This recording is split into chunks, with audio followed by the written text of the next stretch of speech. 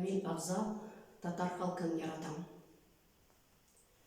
Татар халкын яратам дип әйтү баш китәргә кадәр сүз иде.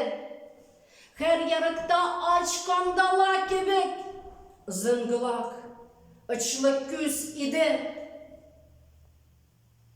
Татар халкын яратам дип әйтү ылык гынах иде ул чакта.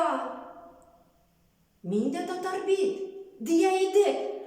Алам, ялам, карап як-якка.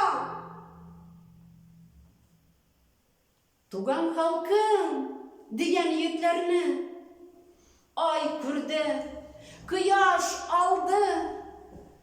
Якадан барып алды да, илтеп дәрьяга салды. Янган утларга салды да, жазалап жанын алды. Имансыз, телсез, емашчы, элекче лакей калды.